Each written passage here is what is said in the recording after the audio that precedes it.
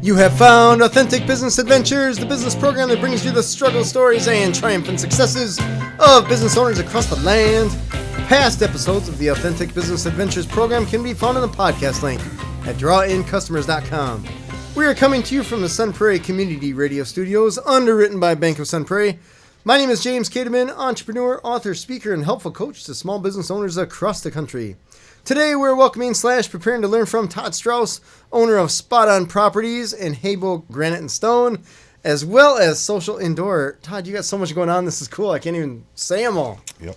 That's fantastic. Mm-hmm. So how long have you been in business on your own? 2001. 2001. Okay. I haven't had a boss since 2001. I'll call that a while. Yeah. So what is the main thing you do? Would it be real estate or advertising? The main income comes from real estate flipping and investing. Gotcha. So flipping houses, apartments, barns? Mainly apartments, some multifamily stuff too. We also hold some multifamily properties. Gotcha. Rent them out. All right. And has that been going on since recession time or before? Some before. Yeah. Actually, before the recession, I had nearly 60 of them.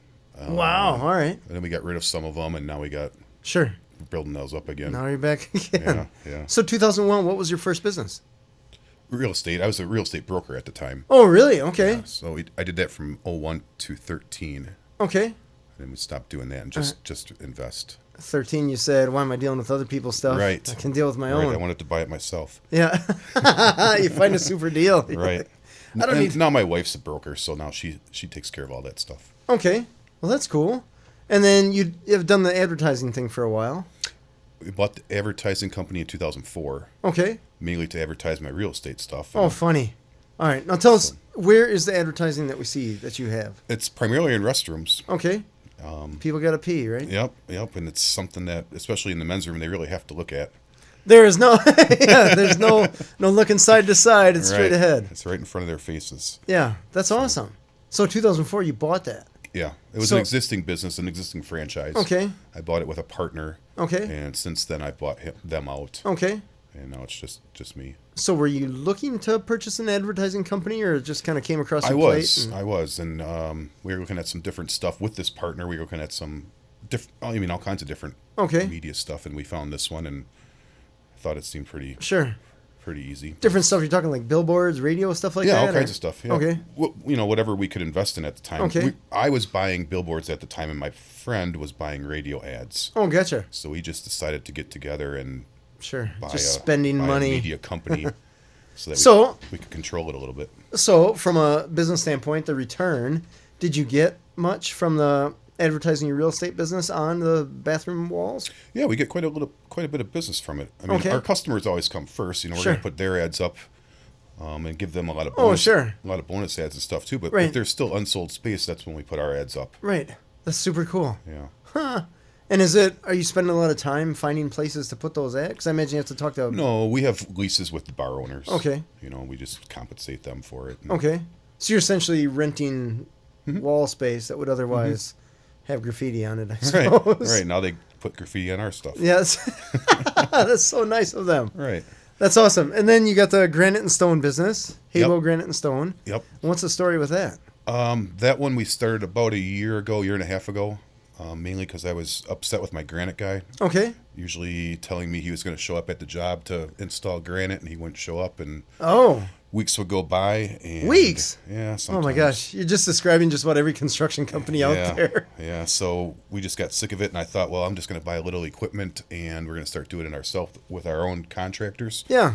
And, that turned out to be a lot more difficult than I ever would have thought. So, $100,000 later, we have all this equipment and people that are extremely skilled and know what they're doing. And all right. So now you have a company, a granite company. Yes. So the moral of the story is to the contractors out there, show up when you say you're going to show up. Right. Otherwise, we can always find people to do it ourselves. Right. Yeah. That's just how we roll. Entrepreneurs is how we roll, though, right? Right. I mean, if you're going to make a promise and you don't keep it, man, I'm going to solve the problem with or without you. Right. So it's your choice whether you want to be with you or not. That was really the only part of remodeling houses, of the flipping part of it, that we didn't have people that could do. So we have I was going to say 7 crews, but we actually have 6 crews now. Okay. And between those 6 crews, we split up each of the things that need to be done to a house. Sure. And that way each crew, for example, the first crew is demo and trash out. Sure. They clean all the stuff Pull up. all the junk out that's been left there. Yep, all that kind of stuff. And get it ready for the next crew, which is the rough framing. They'll go in and fix all the holes and move walls and fix steps and decks. Sure. And stuff, rotted wood outside and stuff like that. Yeah. And then the next crew would be typically, we combined our plumbing, electrical, and HVAC guys all into one crew. Okay. We have them all there at the same time. They don't really like it, but that's what we're doing. But I imagine they have to conversate a little bit, because some of them can't do their job until the other one does their job. Right. Or there has to be some conversation. Yeah, for sure. Or some communication, I should say, so that they know. And we have all these guys on, they're pretty much payroll for us. They do some stuff for other people too, but we pretty much have them full time. Okay. For the most part, but they are still independent contractors. Okay. So they can do other jobs and stuff. Okay. So there's a little bit of a balancing act, but not the end of the world. Mm-hmm. So that's I don't know, we're at there 3-4 crews, something like that. Right. Well, then we have the drywall guys. Okay. That's really just one crew, and then they're the painters. Okay. And the finished carpenters pretty much do all the trim and install cabinets and all the flooring and all that kind of stuff. All right. And then there's the exterior crews that we just combined the roofing crew and the siding crews into one. Okay. So now they just do. That should be 6 crews, I think. That sounds good. Unless I missed one. That sounds good. So now you didn't always start out. I mean, you didn't start out right off the bat with 6 crews, right? I imagine you had no, we just kept building and calling and dinking around trying to find people that would do this kind of work. And actually, even until recently, we would have a crew that would just usually do the houses from start to finish. Oh. I mean, there's always specialty people that would come in to fix concrete or something like that, but for the most part, we'd have one crew that would do from start to finish, and it was not as efficient that way as what it is now. Sure. We're a lot more special. Each crew's more specialized. They do the same thing almost every day. Okay. They have their tools and their supplies for those tasks. Right. And it just they can do it in their sleep or half hungover. Mm-hmm. Maybe not. Yeah, well, we hope not, but that all happens sometimes. So I want to talk to you a little bit about the business of flipping, because that seems to be popular. Mm-hmm. There's the whole rich dad, poor dad thing and the whole blah, blah, blah, right? Everybody's getting excited about flipping houses. Though I get the impression that maybe now, well, I guess you can tell me, I have no idea. Is the market now for the available houses that are there to flip, like the ones that are foreclosed and stuff, has that dried up a little bit? Well, there is definitely a lot more competition now than what there was. The houses that we buy, we've been seeing the prices go up on the unfinished ones, and the prices for the finished ones seem to be coming down lately. So really? That's another reason we had to kind of tighten stuff up a little bit. Sure. Okay. So over the course of, you've been doing this since 2001, essentially? Yeah, I flipped my first house in 2003, I think. Okay. So call it 16-ish years, right? Yeah. So in that 16 years, you've had to figure some stuff out, I imagine. Mm-hmm. And there's the whole thing about people talking about using other people's money to do this. Right. Is that something that you've figured out how to do, or is it you built up to the point that you don't have to use other people's money as much anymore? No, I still use a lot of other people's money. Okay. That's okay. You have to. It's a tool, man. Well, we're doing really high volume, too. Sure. So we'll probably flip close to 80 houses this year. 80 houses? Yeah. Holy, that's one every, 4 days? Give or take? Like that, yeah. Wow. Yeah. Holy cow. So. And are you doing, from a location standpoint, are they all like in a 20-mile radius? I live in Watertown, and we go an hour around Watertown. Sometimes we'll go a little bit further. Sure. There were a couple this year that were hour and 20 minutes. Okay, that's pushing it. One up in Baraboo. Oh, wow. Okay. Mount Horeb. So essentially, if they're a deal or a crazy deal, sure, you can pull the trigger on it. But yeah, and if not, I know other people that do this all over, really all over the country, and I can always just send it over to them, wholesale it to them, and they'll throw me a bone. Sure. Well, that's cool. Yeah. That's very cool. So is it tough to? Well, I guess for something like this, when it's a foreclosure, just the logistics of it, you have to convince a bank to take whatever offer you're making, right? Yeah. And is that easier said than done, or? Well, yeah. I don't know what's involved there. No, it's not. We don't just buy from banks. We buy from private people that inherit houses, and we do marketing for those. Okay. People that inherit them and people that are headed into foreclosure. Mm-hmm. There's so many times where we try to reach out to people and help them, and they don't want to be helped. Okay. Until it's almost too late. Sure. And there's times where they can walk away with some money in their pocket, and they don't. Oh. You know, and there's actually one right now where unfortunately, I have to evict a girl. Oh no. Well, she's cooperative now, but we had to start it in order to start the communication. Sure. You know, and now we're letting her stay there a little bit, but she's actually getting almost $17,000 from the court because I paid that much more than what she owed. Oh wow. Now, if she would have reached out and responded to our marketing 6 months ago, she would have got another 10 or 15 grand because that's what the costs are to get to that point. Oh, sure. So the bank adds on their cost of foreclosure. Sure. So she could have walked away with more money, but I guess in the end, when people are, I mean, no offense to people that are being foreclosed, but they probably made some bad decisions. They're having hard times, yeah. And so they're a little cloud in judgment, exactly. I imagine. You know, a lot of times it's from divorce or a death in the family or a job. There's a lot going on. Something, right. They have issues and they don't care about stuff like this. Okay. You know, until they have to care about it. Gotcha. You know, and unfortunately. It's like people with taxes on April 15th, right? Right. October. Whenever they just keep kicking the can down the road. It's sad. I mean, we try to help them, but you can't help everybody. You know, they got to want to be helped. Right. Or understand that you're legit. Because I imagine they've had 50 people asking them. Yeah, they think it's some kind of scam. And I'm right. Like, and 48 of them are junk. Right. And you got to weed through that. Right. I always see the signs on the intersection, a busy intersection. It's like, sell your house for cash with a phone number. Right. And I thought, I don't know from a marketing standpoint if that's really giving any legitimacy to what you have going on. A lot of people do those. I've actually never done the bandit sign thing, but I see a ton of signs, so I'm assuming that somebody's calling this number and being like, "Hey, you seem legit. Right. I'm going to sell my house to you." Right. I saw your cardboard sign on that intersection. that was handwritten. Yeah, see it every day. I figured you're cool. Yeah. But I guess in the end, if the money's green, it's all good. Right. But it seems fishy at best. So that's interesting. So I guess, what have you seen change over the course of the 16-ish years flipping houses? I imagine a lot. Well, yeah, I mean, we've grown a lot, obviously. I mean, when I first started doing it, you know, we would do one at a time, and I'd be at the job site a lot of times. But now I don't really do it. In fact, sometimes I don't even see the houses now. Oh, funny. Are you the one finding them? Not always. We hired a guy to do that as well. You know, go look at them and stuff, and then we have the girls in the office that figure out we use a formula to figure out what we can pay for them. Okay. So, and that starts by finding out what we can sell it for. Sure. So if we think we can sell the property for, let's make it easy, $100,000. Sure. Basically, we have a formula we do 100,000 times 65%. Okay. The 65% covers our profit, our carrying costs, our expenses that we have when we have to sell the property. Sure.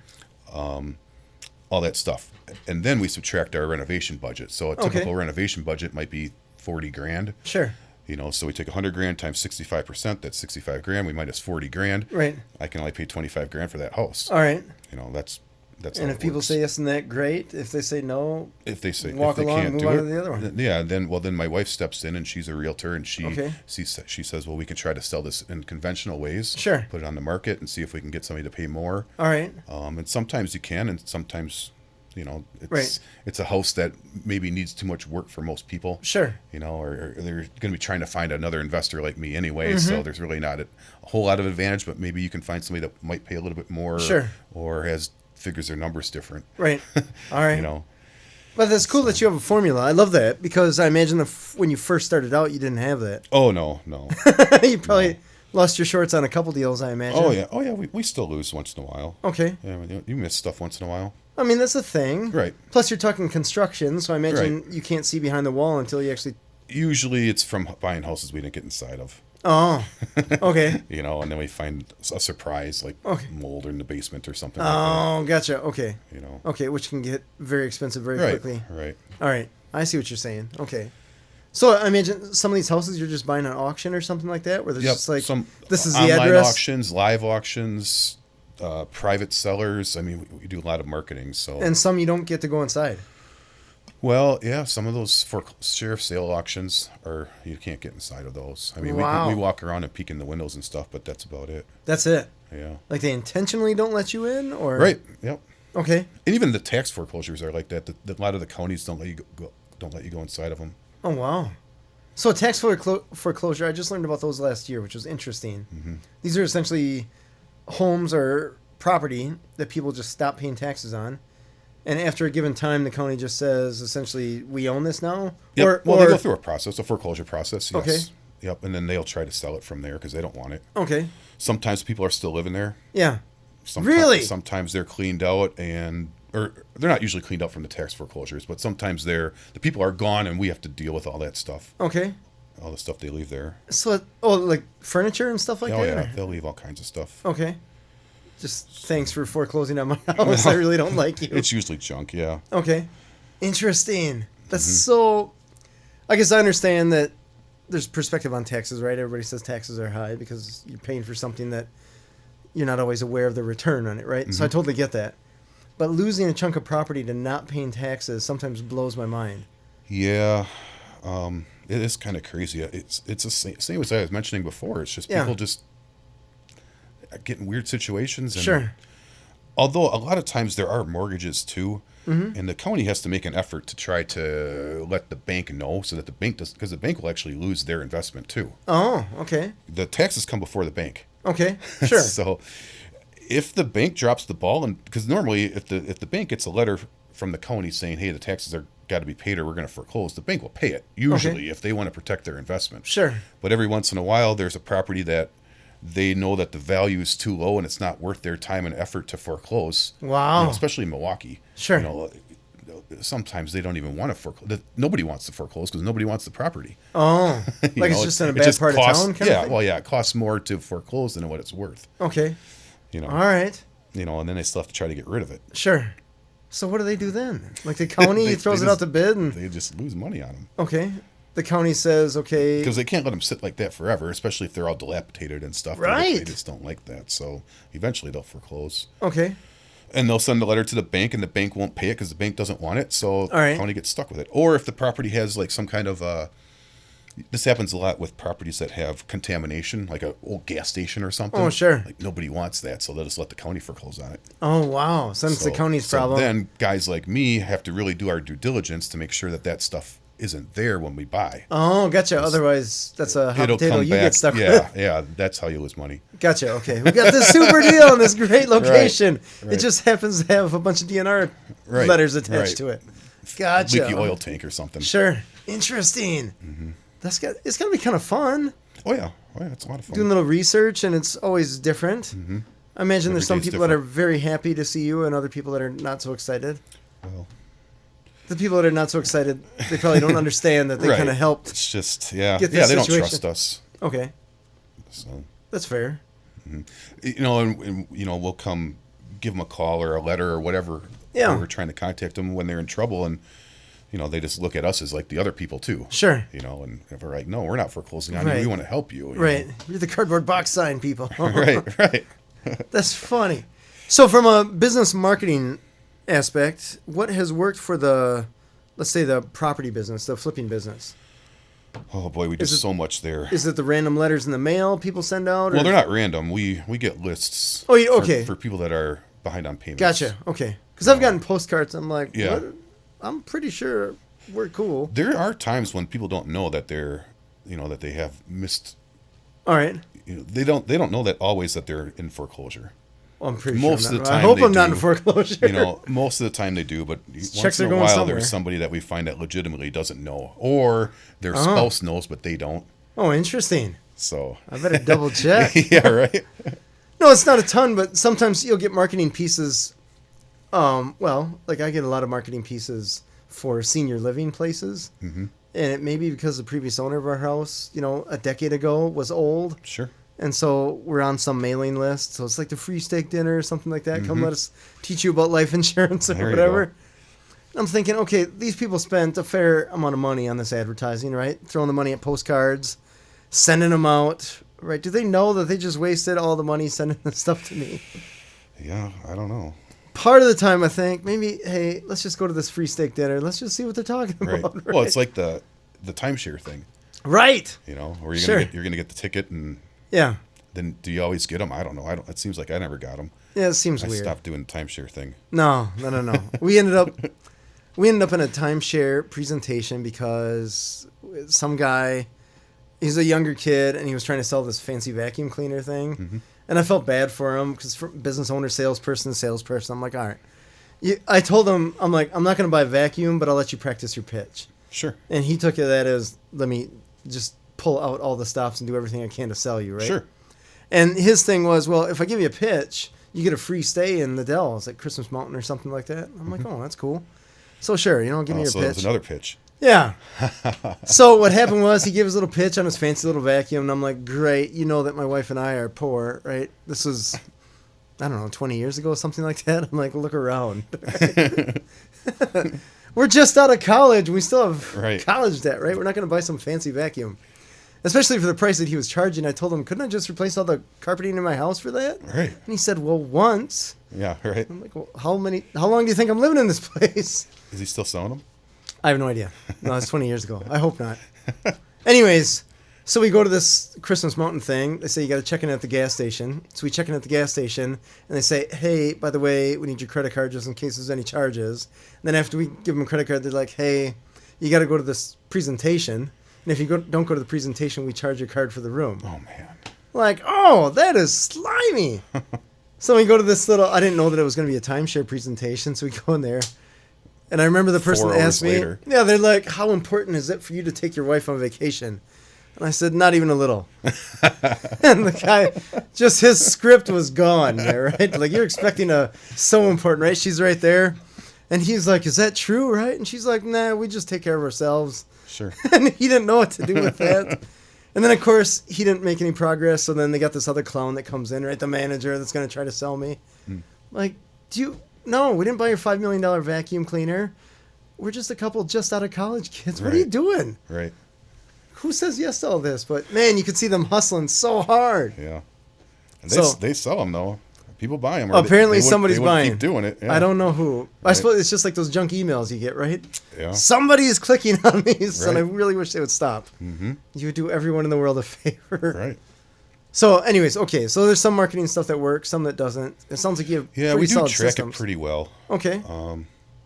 There's always improvement to be done with tracking marketing, but so some of the stuff that I wondered with stuff like what you have going on, somebody has to either pick up the phone or email you, and I imagine that they're going to be in, I don't want to say dire straits, but there's going to be some challenges. So anytime that we have to deal with calls on call, right, the phone answering company, some of our clients have customers that are in dire straits of some kind. They want to tell you their whole entire story. Right. And our job is just schedule the appointment. Right. I'm not the one that can solve your problem. They can solve your problem, but I can schedule the problem to be solved. Right. We do use a service. Okay. Yeah. So, I mean, how do you get around that? People not telling you like, oh, and then I lost my cat, and then getting around that. They do. I mean, and if it's me, I listen. Okay. I got to cut it off at some point. But, right. But I try to be nice and. Well, I suppose it's an emotional time. Yeah. It's not like a tenant. When my tenants tell me stories, it's different. Okay. But these are people that need to sell a house, and I want them to like me. Sure, right. And we're trying to build rapport. And, the 20 minutes of listening to the cat stories will pay off in the end. Okay. Right. Hopefully. I get you. Okay. All right. Have there been do you have any stories about some deals that went south? Not anything that's fun. Okay. Or are there any ones that you won? It's usually just if it's a screw up, there was one we lost some money on last year, and it was just because I was in it 6 months prior to buying it, or 8 months. I was just waiting for the price to come down. And when I was there the first time, I was there with my wife and kids. We popped in real quick. Okay. And I never went in the basement. All right. Then 8 months later, the price gets down to the point where it was starting to make sense. It was, and I never went back and looked at it again, and we just bought it. And all right. The basement was a wreck. Oh. We had to replace a lot of stuff down there. You're talking like water in the basement type stuff, or no, just a lot of the structural stuff. Oh, structural stuff. Yeah. Oh. Yeah. Like somebody intentionally wrecked some stuff? Well, no, it was just old, and okay. The floors were pretty sloped, and I just didn't notice it the first time. A lot of times with these houses, it's hard to tell when the floors are all sloped if they're all full of debris and garbage and stuff. Right. You can't really see stuff like that until you get them cleaned out, and then And then my wife goes there and she yells at me. So, for buying this house. What did you do? We can't even walk in the basement. I didn't see this last time. Sure.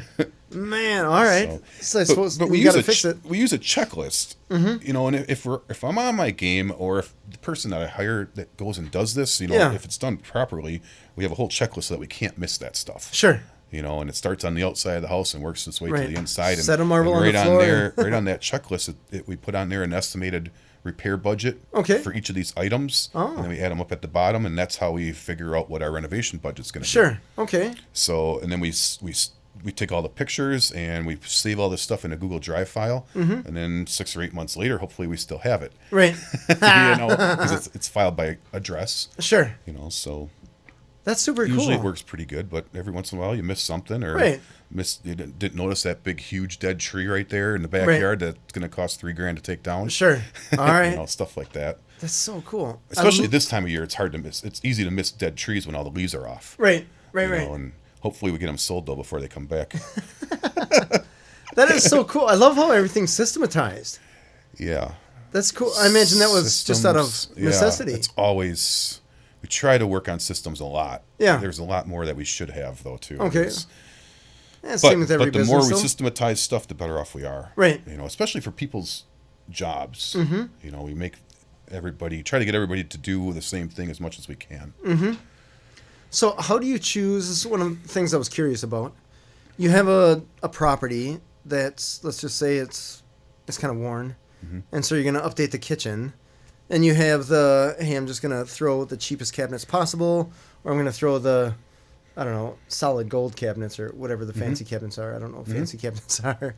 How do you choose what you're going to throw in there so that it's saleable, but you can still make a profit? Well, it depends on the expected repaired value of the house. Okay.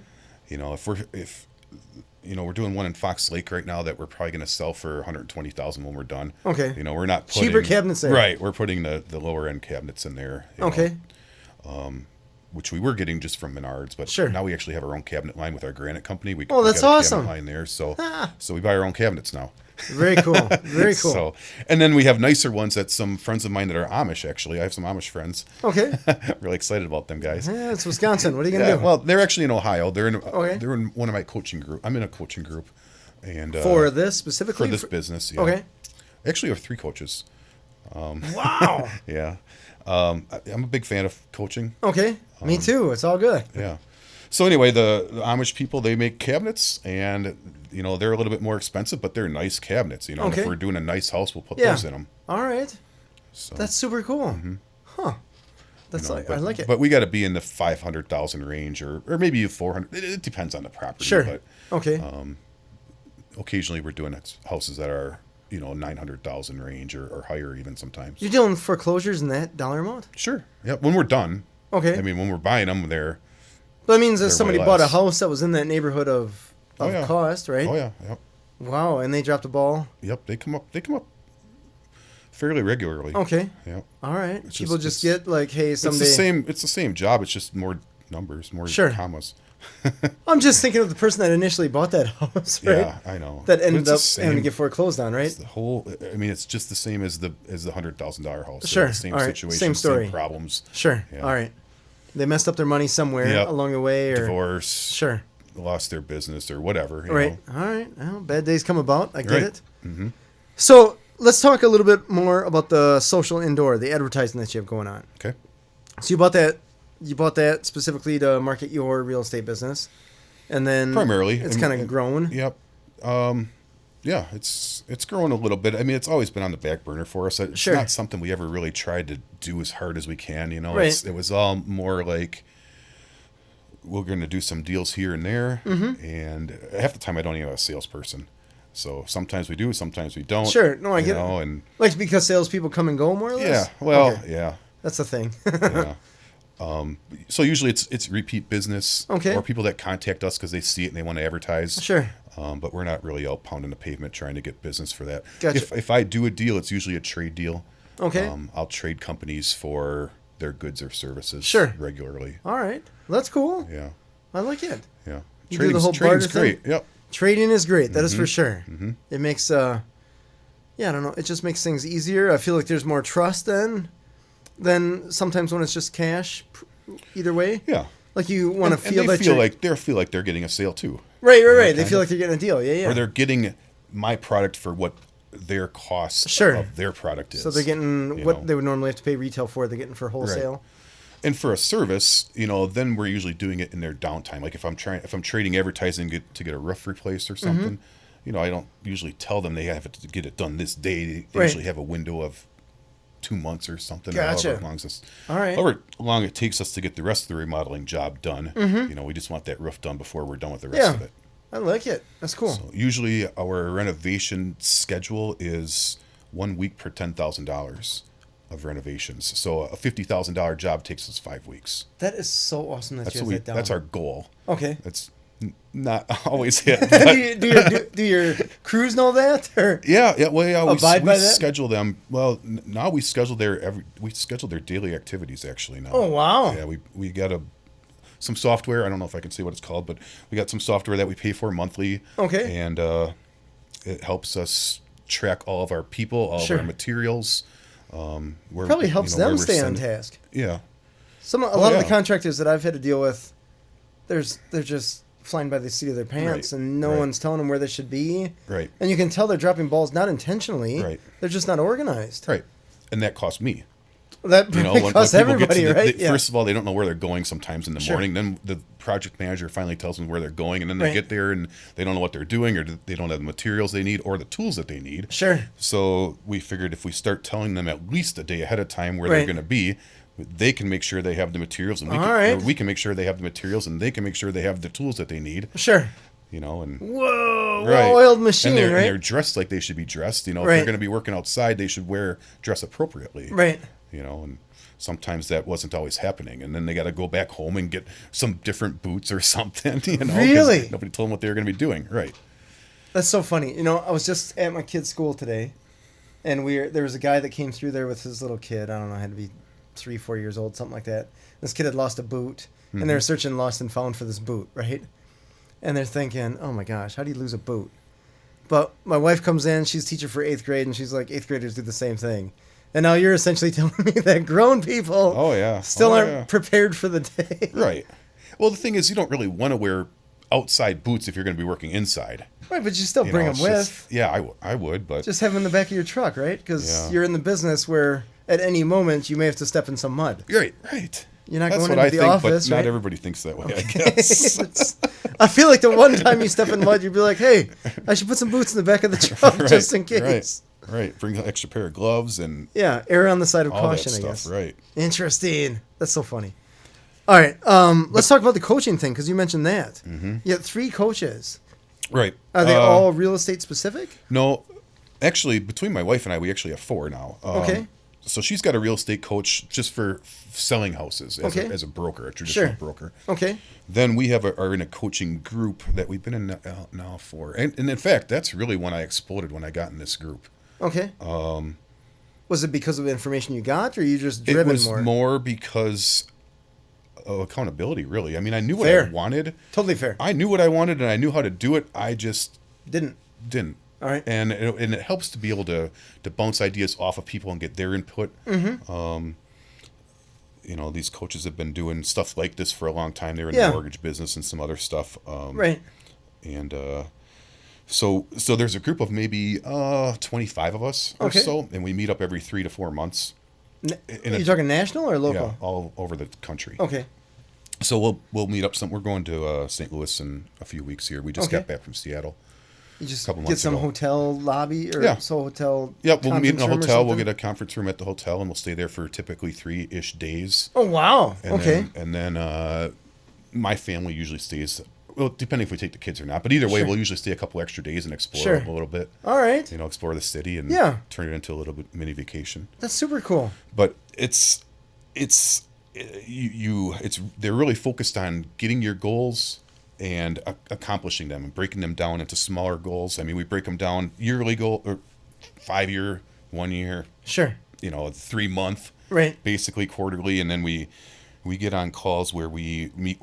We have a smaller group of people from the group, 3 or 4 of us that call. We'll actually get on a phone call and talk weekly. Oh, really? And we'll talk about our current problems, how we can help each other get through these problems, and what we want to accomplish by the next call next week. Oh. And when you break it down weekly like that, you have to get your stuff done. Yeah. You know, do your stuff. Do your homework. Get your little thing done. It doesn't have to be something big. It might be just clean off my desk. Right. You know, but I want to get something done that's going to make me more productive for the following week. Sure. You know, or it might be setting up some kind of system or whatever it is. Or I want to hire a new property scout or, you know, whatever position we're trying to fill. We're pretty much always trying to fill a position. But but yeah, that's that. Most of the people in the group are also in real estate, so that helps too. Right. But it doesn't have to be. Some of them are in different businesses. Oh, okay. That's not exclusive to real estate. No, it's still helpful. How did you choose the coach? Well, I'm in a Real Estate Investors Association. Okay. It's a national thing. Okay. And they have meetings in Milwaukee and Madison. And I haven't been to the Madison ones recently, but I go to the Milwaukee one regularly. And this was a speaker that was there. Okay. This was actually the second time I saw him. I didn't go the first time, years ago. Right. Or 5 or 8 years or 6 years ago or something. But then 3 or 4 years ago when we joined this, you know, then we took it further and we went to usually there's a weekend course and you go to that and then, you know, they trick you into going to some other thing. Oh, sure. The monkey's paw, right? Yeah, right. Yeah, they just give you a little more and well, next thing you know, you're paying, you know, whatever the entry fee plus the monthly fee. And, but, and I've had lots of coaches in the past, but this particular one, it was just right for us. It was the right time. Sure. And it's not just real estate stuff. We talk about personal stuff too. Okay. You know, we'll stuff about the family. Oh, wow. I mean, people cry on these things that, you know, because they're talking about some really heartfelt things that are important to their lives. Okay.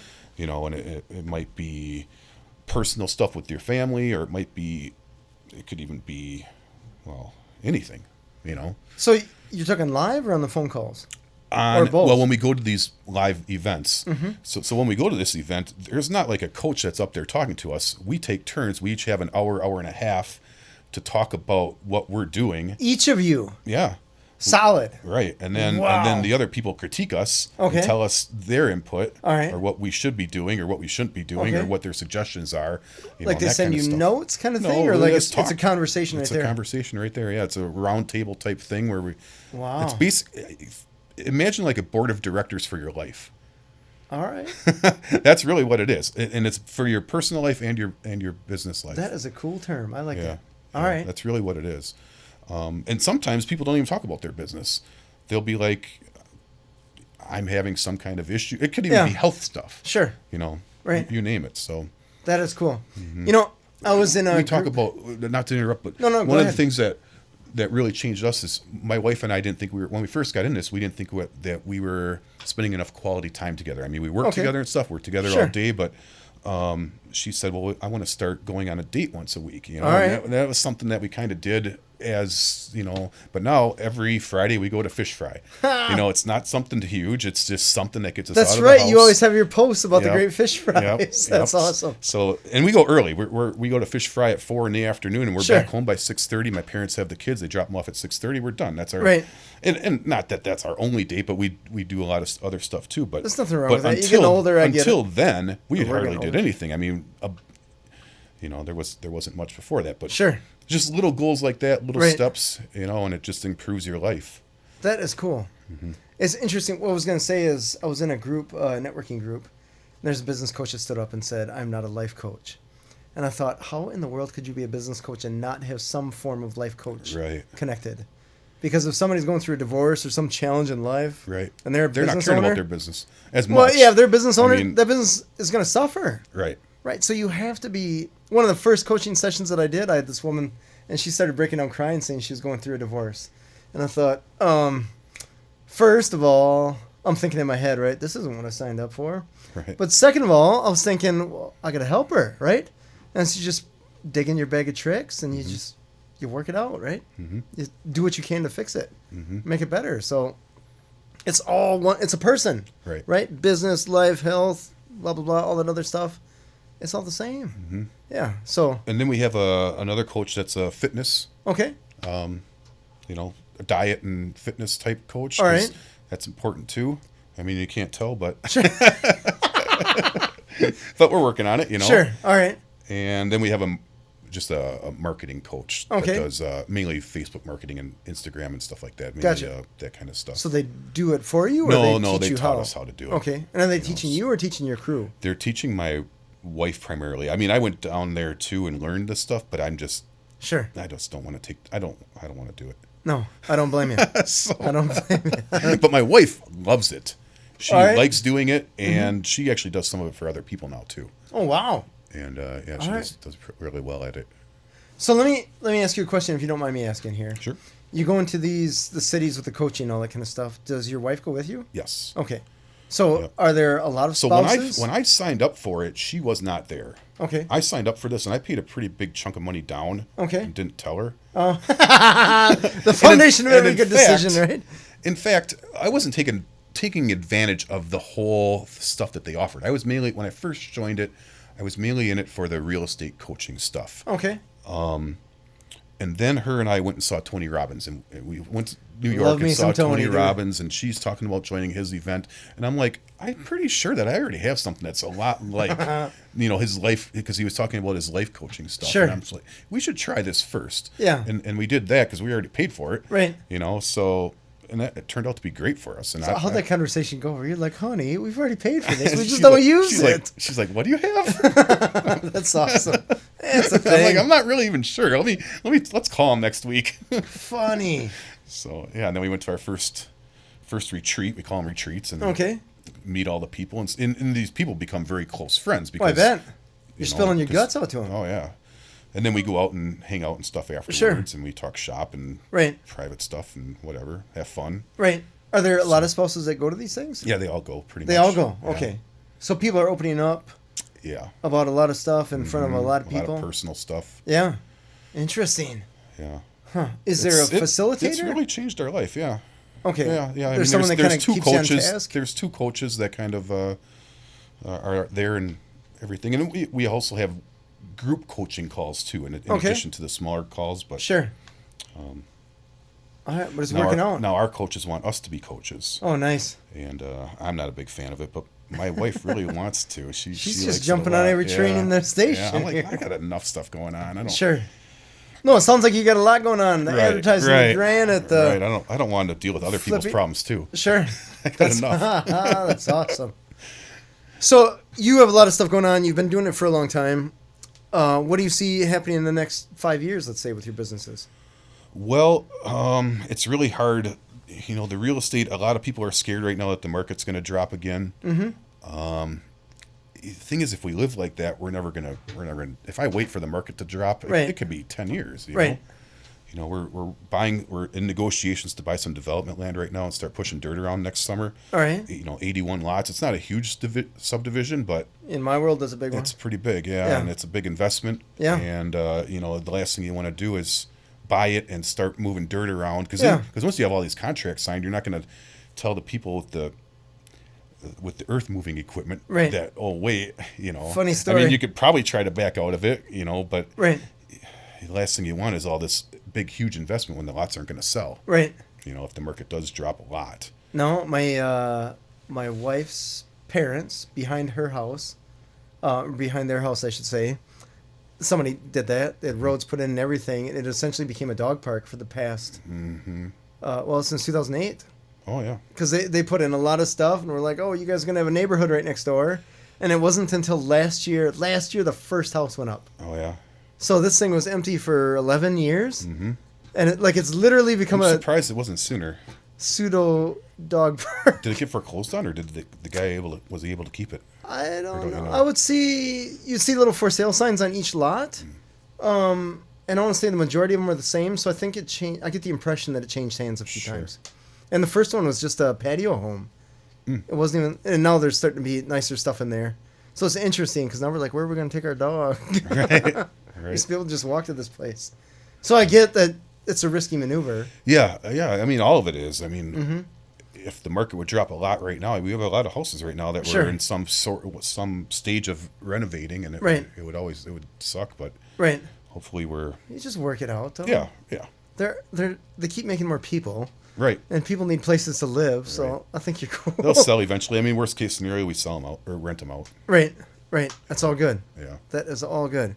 So what is some advice that you would give for someone that was considering, let's target the real estate stuff specifically, right? There's a lot of people that are dreaming of getting into the flipping houses and all that jazz. Well, like I said, the coaching thing was great for me. I would suggest, first of all, get as much information you can off the internet. There's tons of free information on the internet. Okay. Start there and learn as much as you can. Okay. Because coaches are going to be upset if you're paying them. I mean, they get paid a lot. Yeah. The ones that are good. Mm-hmm. And you don't want to waste your time paying them to tell you basic, simple stuff that you can find on the internet.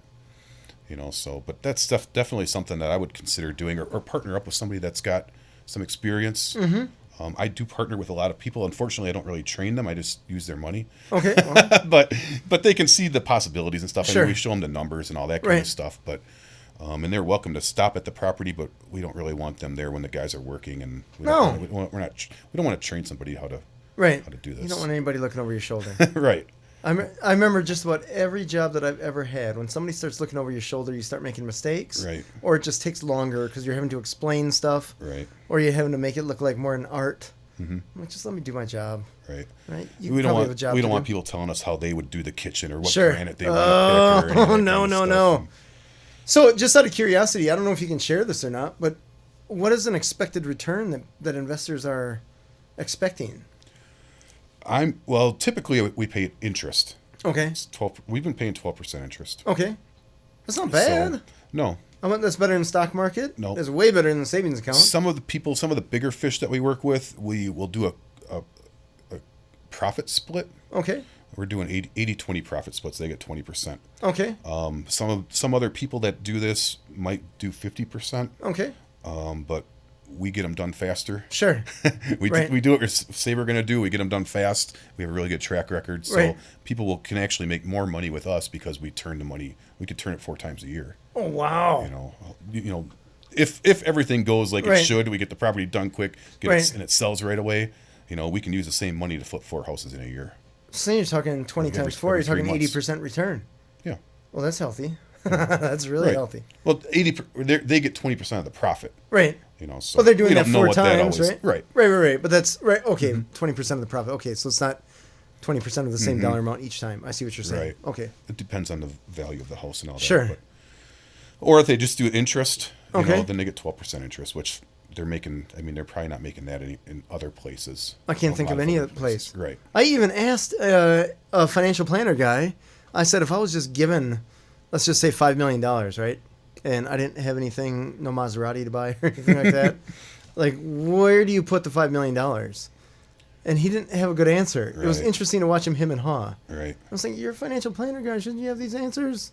Like, I don't have $5 million to lay down right now, but presumably a customer is going to walk through your door, even if they said $500,000. Right. Like, where should I park this, right? You going to tell me a savings account?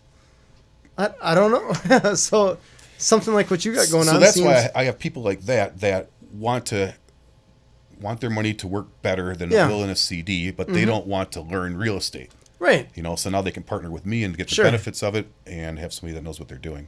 Is it safe? I don't want to say risk-free, but it sounds like it's fairly low risk because it's attached to something tangible. Yeah. It's not pie in the sky, more or less. Is that safe to say, or is that? There's laws against saying stuff like that. Okay. I mean, there's always risk. I'm sorry. Okay. Don't answer that question then. I don't want to get anybody in trouble. No, I mean, there's always risk, but okay, you got to manage it properly and do what you feel comfortable doing. Okay. All right. And we do the best we can to show what everything's going to be. And we're usually pretty close. I mean, the renovation budget's usually a thing that can not be exact, but sometimes we're higher and sometimes we're lower, but we keep pretty good track of all the expenses so we can adjust next time. Right. And know that it's going to cost a little bit more to side this house. Sure. One thing I did want to ask you about, we don't have a ton of time left here, but dealing with the different jurisdictions, the cities and all that kind of stuff, I imagine you have to get 1 million permits every year. Mm-hmm. Are most of them fairly easy to work with, or is that a challenge? Some are definitely a lot easier than others. Okay. There's a few cities that we won't even really go in anymore just because they're just intentionally difficult for no reason. I mean, I could see if we tried to get by doing a job without permits or something like that, and then we got caught and then they really tighten the screws on us. Right. I can understand that, but there's certain cities that are just difficult for no reason. Wow. And we just don't want to deal with them, so we'll just let the houses stay there and keep being trashed. All right. Then we have other cities that love it, and are real helpful, and they'll. So you want to target those cities because it's one less, or the shorter hurdles to deal with. And believe it or not, there's some areas that they don't even require permits, which is kind of scary. I don't know if they don't require them for everybody or just us. Okay. But there were two that we're working on them right now in Dodge County, where the inspector's like, well, we've done enough with you. We don't even have to inspect it. Just do it like you always do. Because they just trust you'll do it right? I guess, yeah. Because I imagine their budgets are slimmer. But there's still home inspections, and we don't want any liability and all that kind of stuff. So we do it like it should be done. All right.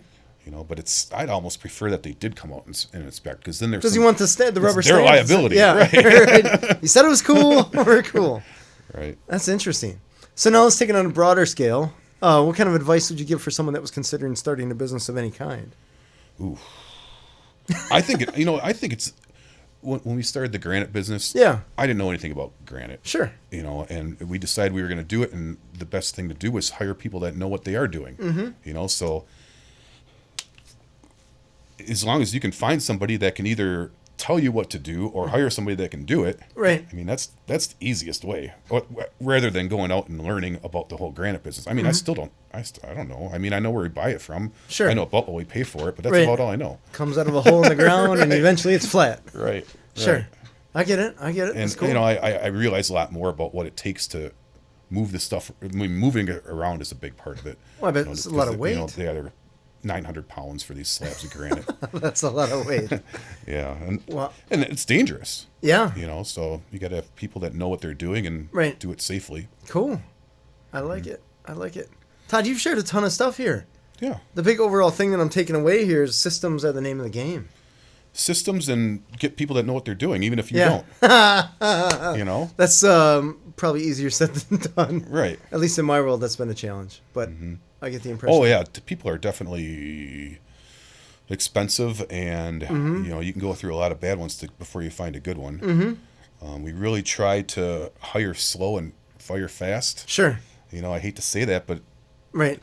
We'd rather get rid of somebody right away than drag it on for a year or two, and they're not happy and we're not happy, and in the end they could be doing something that they like better. And well, the opportunity cost for a bad employee is insane. Yeah.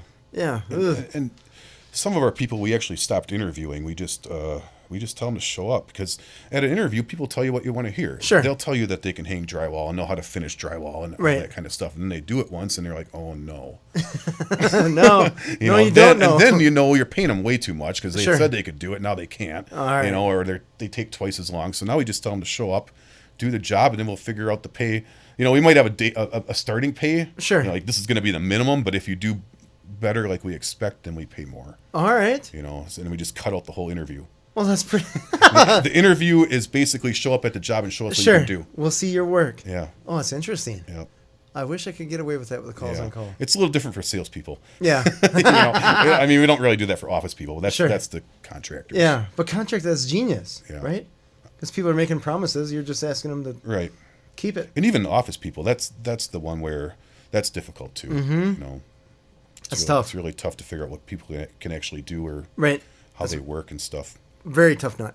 Yeah, that's the challenge. I don't know. I'm rolling down that road, so it's all good. But you get the right people, they can make you some good money too. I mean, they can be profitable. Oh, which is what you want, obviously, but that's why people like you and me tolerate employees. Right. Because otherwise there'd be no reason. Because hopefully there's a reward at the end of this. Oh, they come with so much baggage, they better have a return. Right. My goodness, you got to. This has been fun, Todd. I appreciate you coming on the air with me. Yeah, thank you. It's been a blast. Hopefully you listeners out there enjoyed yourselves, learning a lot from Todd Strauss here. This has been Authentic Business Adventures, the business program that brings you the struggles, stories, and triumphant successes of business owners across the land, coming to you from the Sun Prairie Community Studios, underwritten by Bank of Sun Prairie. If you are listening to this on the web, please like, subscribe, and share. My name is James Kademan, and Authentic Business Adventures is brought to you by Calls on Call, offering call answering and receptionist services for small businesses across the country on the web at callsoncall.com. As well as Draw In Customers Business Coaching, offering business coaching services for entrepreneurs in all stages of their business on the web at drawincustomers.com. And of course, the Bold Business Book, a book for the entrepreneur in all of us, available on Amazon and wherever fine books are sold. We'd like to thank you, our wonderful listeners, as well as our guest, Todd Strauss, owner of Spot On Properties, Haybo Concrete and Stone, as well as Social Indoor. Todd, if someone wanted to reach out to you, what's the best way? I suppose my cell. Okay. 920-988-0458. Awesome. Is there a website or anything like that? HaboGranite.com, I think. Habo. Hamo Granite. That sounds like a man who's making money. Haybo. You're making money in your sleep. That's awesome. Yeah. The Spot On Properties ad website, we're just getting finished up right now, actually. Okay. We're doing that. All right. Well, eventually it'll be up there, right? Yeah. If they hit the Google machine, Spot On Properties will show up somewhere. We've had a few different websites, and we just got sick of paying for the ones that you have to keep paying monthly for, so now we're building our own. Pass. I get it. Smart. Find us airing on 103.5 Wednesdays at 1 p.m., Sundays at 2 p.m., as well as at sunpraymediacenter.com. Past episodes can be found morning, noon, and night at the podcast link, found at drawInCustomers.com. Thank you for listening. We will see you next week. I want you to stay awesome. And if you do nothing else, you know what to do. Enjoy your business.